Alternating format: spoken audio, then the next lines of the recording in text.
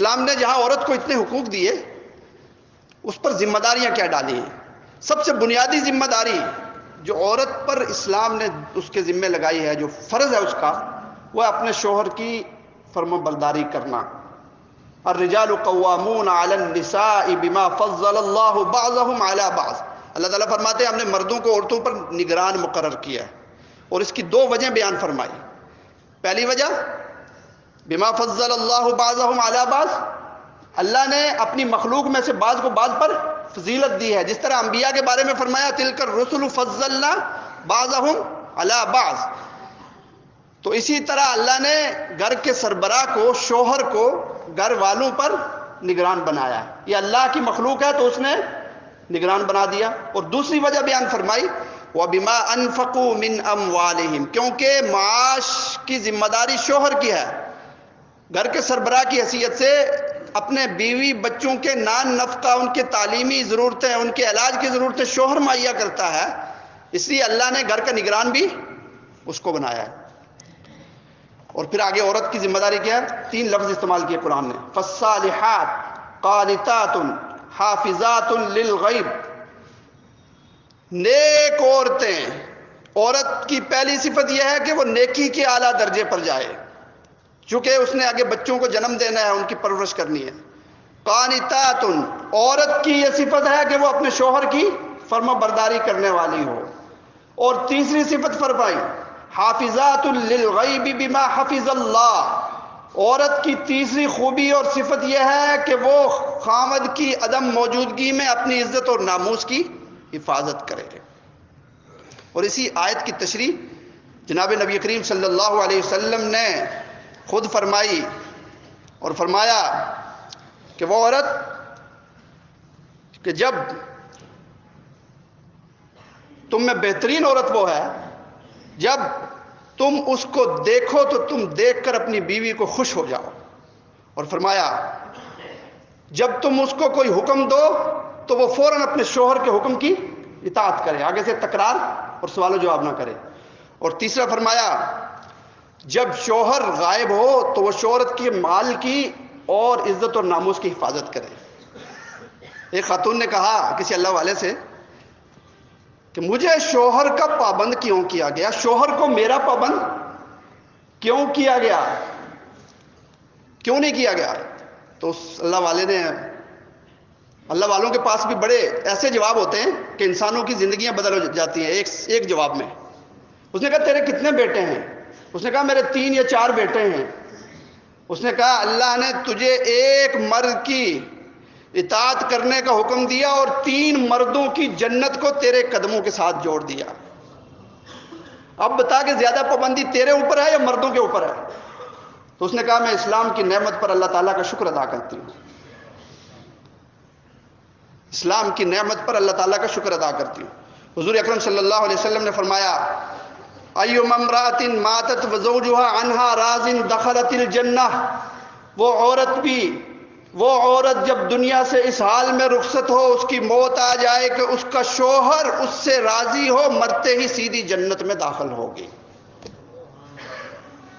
ان المرأۃ اذا صلت خمسها، عورت جب 5 نمازیں ادا کرے، وصامت شہرها، رمضان کے روزے رکھے، واطاعت بالها، اپنے شوہر کی اطاعت کرے، واحسنت فرجها، اپنے عزت اور ناموس کی حفاظت کرے، یہ 4-5 خوبیاں جس عورت کے اندر ہوں، حضور اکرم صلی اللہ علیہ وسلم نے فرمایا فَلْتَدْخُلْ مِنْ أَيِّ أَبْوَابِ الْجَنَّةِ شَاءَتْ، جنت کے 8 دروازوں میں سے جس دروازے سے چاہے جنت میں داخل ہو جائے۔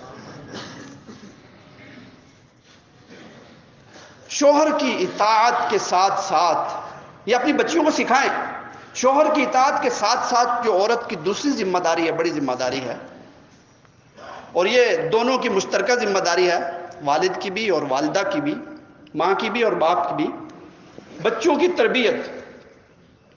لیکن چونکہ مرد معاش کی سرگرمی میں باہر ہوتے ہیں، گھر سے زیادہ وقت باہر گزارتے ہیں، گھروں میں زیادہ تر خواتین ہوتی ہیں، اس لیے عورت پر یہ زیادہ ذمہ داری ہے مرد کے مقابلے میں، اپنے بچوں کی دینی تربیت۔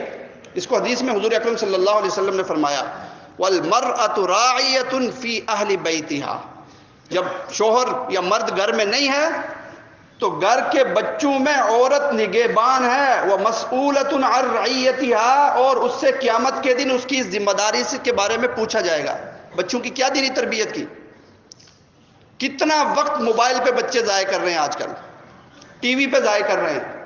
ہمارے بچے مہنگے مہنگے اسکولوں میں پڑھ رہے ہیں، لاکھوں کی فیسیں دے رہے ہیں، ہم باہر بھیج رہے ہیں، درود شریف بھی اس بچے کو نہ آئے، اور ایک مسلمان ماں کی گود سے وہ بچہ نکلا ہو، ایک مسلمان ماں اور باپ کی گود میں اس بچے نے پرورش پائی ہو، اور اس کو نماز کے کلمات نہ آتے ہوں، اس کو قرآن ناظرہ پڑھنا نہ آتا ہو۔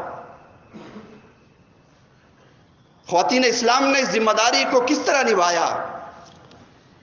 اس کا اندازہ اس بات سے لگائیں آپ کہ جتنے بھی مشاہیر دنیا میں گزرے ہیں، اولیاء اللہ گزرے ہیں، ان کے پیچھے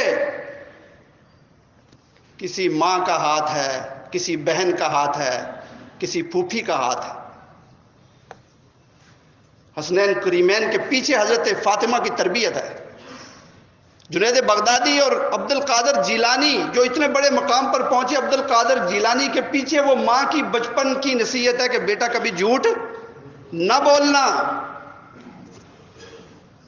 اور صلاح الدین ایوبی جو اس مقام پر پہنچے، ان کی ماں نے ہمیشہ ان کو باوضو دودھ پلایا، کبھی بے وضو دودھ نہیں پلایا، جس نے قبلہ اول کو آزاد کروایا جا کے۔ آج پھر کوئی صلاح الدین ایوبی کیوں نہیں ہے امت میں؟ اس لیے کہ وہ باوضو دودھ پلانے والی مائیں نہیں ہیں، ماؤں کی گودیں اجڑ چکی ہیں۔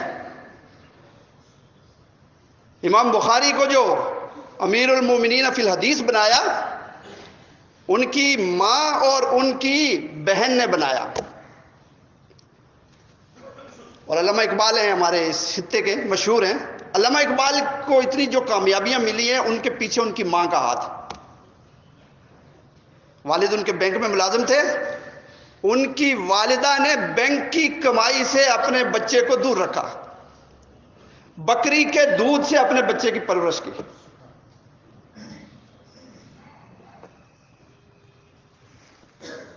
آج مغرب کی خواتین سے اور مغربی معاشرے سے متاثر ہو کر پردے کو ہماری مسلم خواتین ترقی کے مخالف سمجھتی ہیں،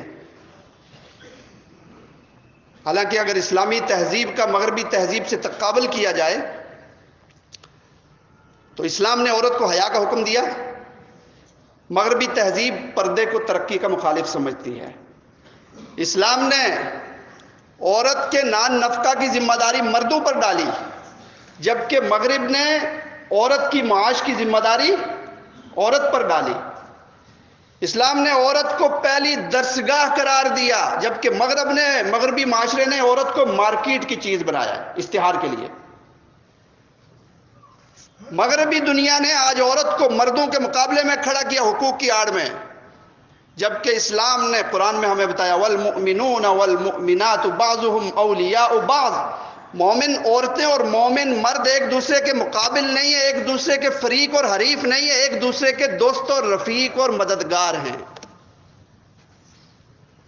آج ضرورت اس بات کی ہے کہ ہم اپنی خواتین کی بچیوں کی دینی تربیت کریں اور انہیں یہ بات سمجھائیں کہ اپنے مقام و مرتبے کو پہچانیں،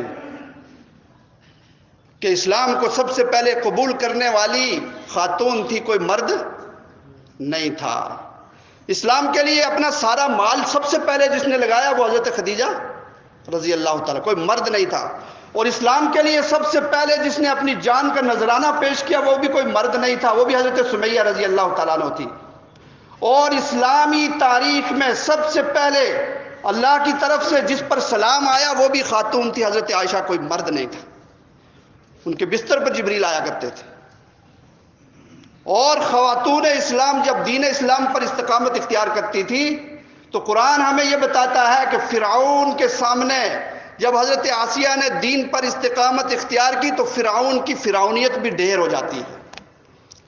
حضرت عمر کے سامنے جب ان کی بہن نے استقامت اختیار کی تو حضرت عمر کے دل سے کفر سارا نکل گیا اور اسلام اندر داخل ہو گیا۔ کتنے بڑے جلیل القدر صحابہ ہیں حضرت عثمان رضی اللہ تعالیٰ عنہ، حضرت سودا رضی اللہ تعالیٰ عنہ خاتون ہیں، ان کی دعوت سے اسلام میں آئے. حضرت عمر جلیل القدر صحابی ہیں، یہ اپنی بہن کی دعوت سے اسلام میں آئے. حضرت طلحہ رضی اللہ تعالیٰ عنہ عشرہ مبشرہ صحابی ہیں، یہ حضرت ام سلیم کی دعوت سے اسلام کے اندر داخل ہوئے. حضرت اکرمہ ابو جہل کے بیٹے یہ ام حکیم جو ان کی بیوی تھی، ان کی وجہ سے اسلام کے اندر داخل ہوئے. اس لیے علامہ اقبال نے کہا خاتون اسلام کو مخاطب کر کے، تو نمیداری کہ سوز قراءت تو، اے خاتون اسلام تو اپنا مقام و مرتبہ نہیں پہچانتی کہ تیرے قرآن کی قراءت کی سوز نے، درد نے دگرگوں کرد تقدیر عمر را، عمر کی تقدیر کو بدل دیا، عمر کی تقدیر کو بدل دیا. آج ہم نے ناچ گانے میں لگائے ہوئے اپنی بچیوں کو. علامہ اقبال کا ایک شعر سنا کر اپنی بات کو ختم کرتا ہوں. علامہ اقبال کہتے ہیں، فارسی کا شعر ہے، اگر پندے بز درویش پذیری، اے خاتون اسلام اگر اس درویش کی کوئی نصیحت پکڑتی ہو تو اس کو پکڑ لو. ہزار امت ممیرت تو نہ میری، ہزار امتیں مر سکتی ہیں اے خاتون اسلام، تو کبھی نہیں مرتی، تو ہمیشہ زندہ رہتی ہے. اور آگے کیا فرمایا، بطول باش پنہاں شو ازی اثر، حضرت فاطمہ کی طرح پردے میں رہ کر اس زمانے سے اور زمانے والوں سے چھپ جا، پردے میں آ جا. کیوں کہ در آغوش شبیر بگیری، تیری گود میں حسن و حسین نے پلنا ہے. اللہ تعالی ہمیں اپنی خواتین کو اس شعر کے مطابق بنانے کی توفیق عطا فرمائے. وآخر دعوانا الحمدللہ رب العالمین.